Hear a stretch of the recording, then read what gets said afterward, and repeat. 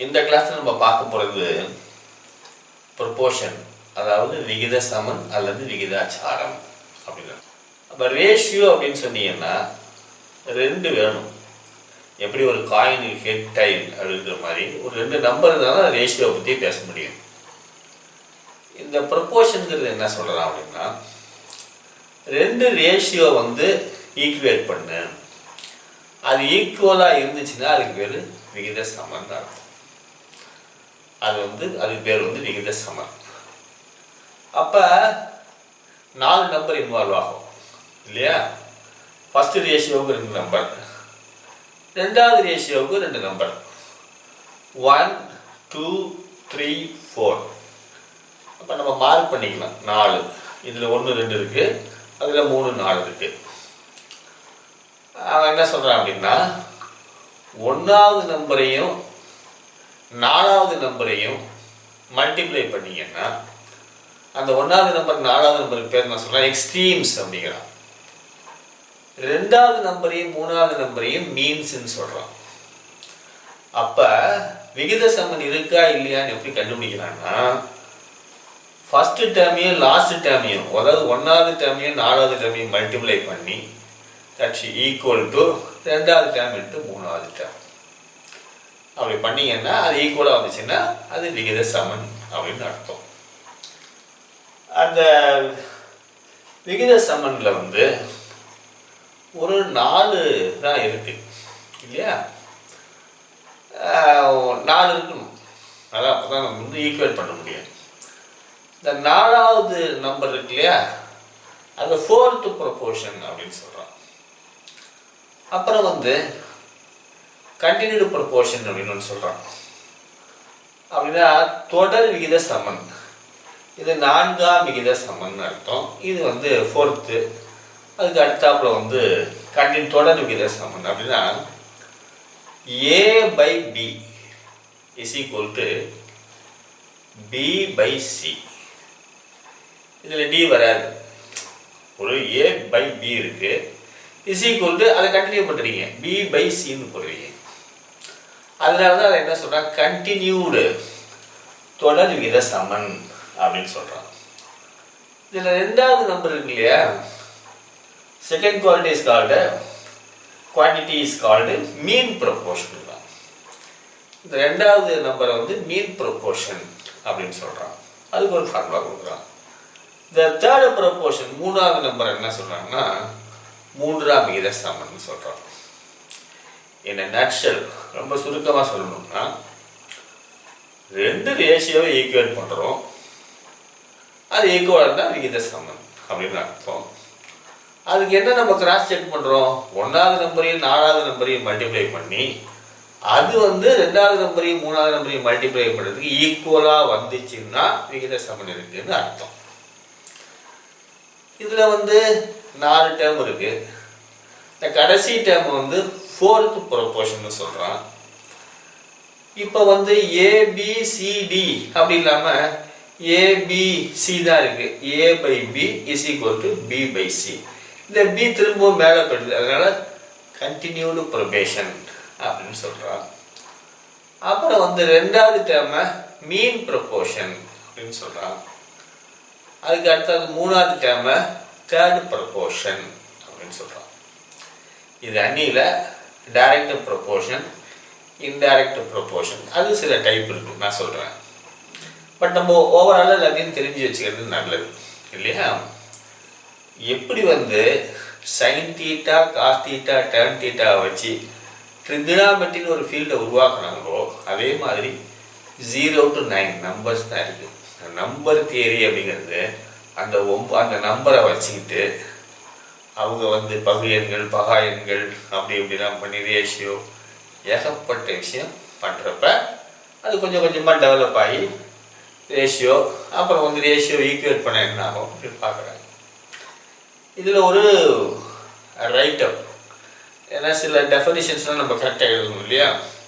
அதில் அப்படியே சில சமயங்கள்லாம் தவறுதல் வந்துடுது. அதனால நான் ஓரளவுக்கு அதை எழுதியிருக்கிறேன். என்னங்கிறத பார்த்துங்க. when four quantities are so related that the ratio between the first and second quantities is equal to the ratio between the third and the fourth quantity. The quantity is said to be proportion. Very simple English. Proportion is equality of two ratios. சரிங்களா? Example போட்டுலாம். 15:20 that is equal to 3:4. இது ஒரு ratio. 15/20 ங்கிறது ஒரு ratio. இந்த ரேஷியோவோட equate பண்றீங்க 3/4. இது 5 ஆல அடிச்சீங்கன்னா 3 5 15 4 5 20. அப்ப இது வந்து ப்ரொபோர்ஷன் இருக்குன்னு அர்த்தம். அடுத்தது 9:12. இந்த ரேஷியோவுக்கு ரெண்டு விதமான சிம்பிள் யூஸ் பண்ணுவோம். ஒன்று வந்து இஸ் ஈக்குவல் டு போடலாம், இல்லைன்னா இந்த ஈஸ்டுவே ரெண்டு டயத்தில் போடலாம்.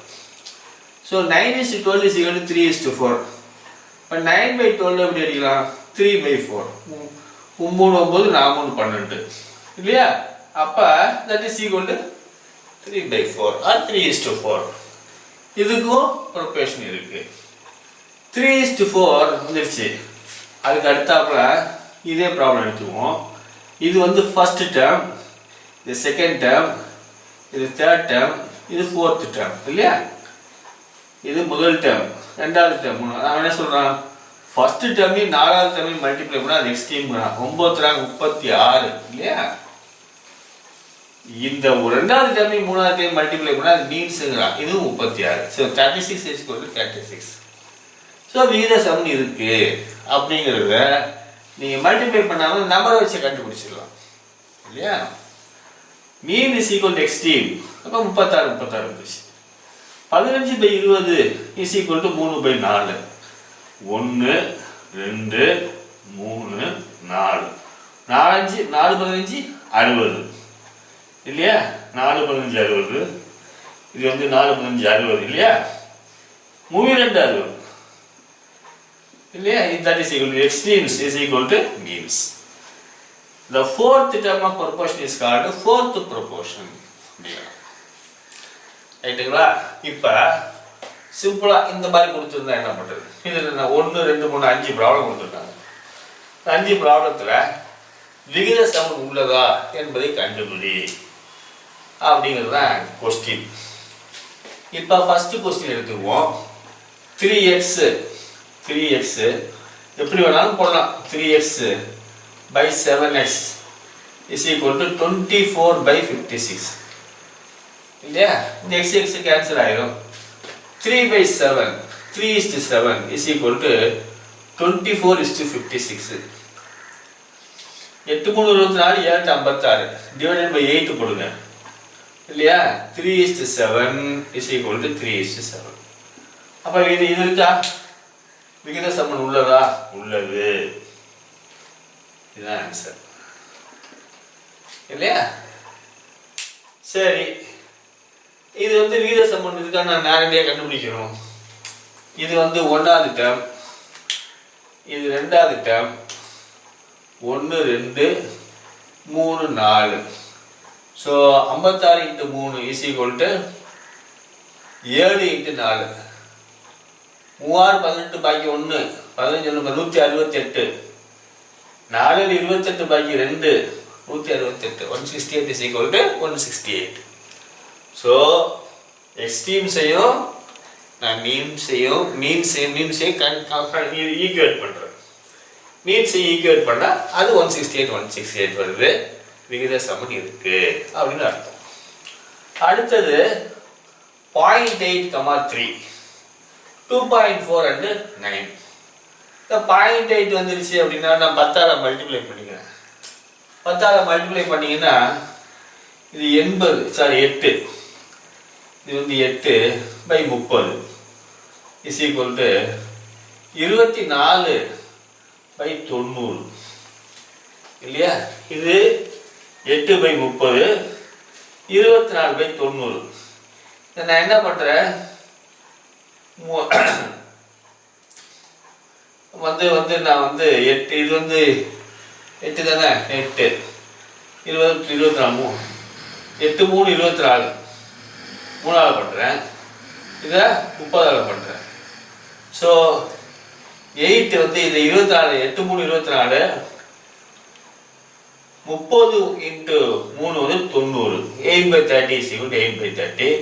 இதுவும் விகித சமன் உள்ளது, இதுவும் விகித சமன் உள்ளது. இப்ப இது 8 64. இப்போ வந்து இது இப்போ வந்து 24 90 வந்துருச்சு இல்லையா? இப்போ 8 8 சாரி 24 90 8 இதாவது அதான் நம்ம பண்ண முடியாது, ஈக்குவேஷன் பண்ணிடுவோம். 8/30 is equal to 24/90. இப்போ first term, second term, third term, fourth term. 8 300 so 0 8 9 72 72 வரும். 0 முன்னாங்க 12 பாக்கி 1 2 6 1 720 is equal to 720. புரியுதா உங்களுக்கு? இப்போ நான் என்ன பண்ணியிருக்கேன், 720 is equal to 720. எப்படி 1ஐயும் 4ஐயும் மல்டிப்ளை பண்ணுறேன், 2ஐயும் 3ஐயும் மல்டிப்ளை பண்ணுறேன் இல்லையா? 0 8 9 72 இது 0 சாரி இது 0 போட்டேன், முன்னாங்க 12 பாக்கி 1 2 6 1 720. அப்போ இதுவும் வந்து என்ன இருக்கு, ப்ரொபோர்ஷன் இருக்கு அப்படின்னு அர்த்தம். அடுத்தது தேர்டு, இதை நம்ம சிம்பிளிஃபை பண்ணணும். 2 3/2 இது வந்து ஃபர்ஸ்ட் ப்ராப்ளம், இது செகண்ட் ப்ராப்ளம், இது தேர்ட் ப்ராப்ளம். பொறுமையா லிசன் பண்ணிங்கன்னா போதும், ஈஸியாக புரிஞ்சுக்கணும். நான் திரும்ப திரும்ப சொல்கிறதான், நம்ம புரிஞ்சிச்சுன்னா 2 பேரும் நம்ம சொல்லிக் கொடுக்குற அளவுக்கு நம்ம வளர்த்துக்கணும். 2 அதாவது 3/2 இது வந்து 3/2 ஈஸ் டு முன்னாக 13/4 13/4 இல்லையா? சாரி இது வந்து 3/2 இது வந்து 13/4 is equal to அது 9/2 divided by 9 36 36 9 36 plus 3 39/4. இதை சிம்பிளிஃபை பண்ணுங்க, அடிச்சிங்கன்னா 2 ஸோ 6/13 இல்லையா? 6/13 முன்னாக 12 13 13/4. ஸோ இந்த 2 அடிச்சிட்டீங்க 2 23 6 13 6/13 is equal to இது 2 அடிச்சிங்கன்னா 2 18/39 18/39. அப்போ இது 3 அடிக்கலாம்ல, 6 3 18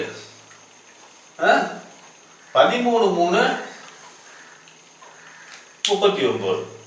ஸோ இதுவும் ஈக்குவலாக இருக்கு, அதனால இதுவும் என்ன இருக்கு, விகித சமன் உள்ளது அப்படின்னு அர்த்தம். அடுத்தது 0.4 40 divided by 50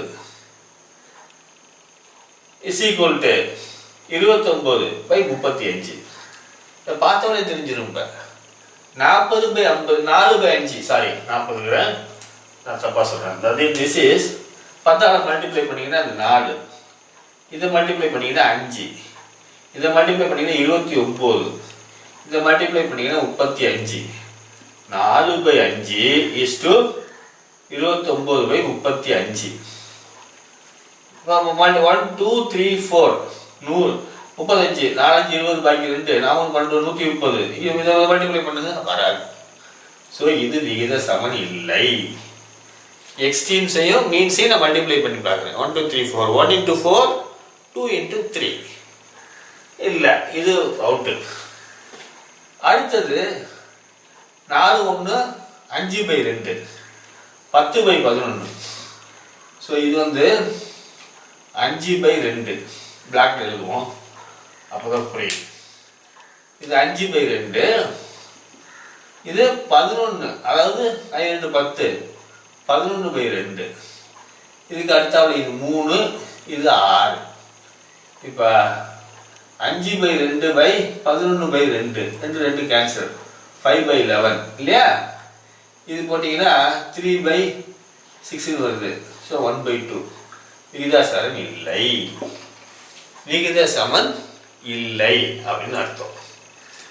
அடுத்தது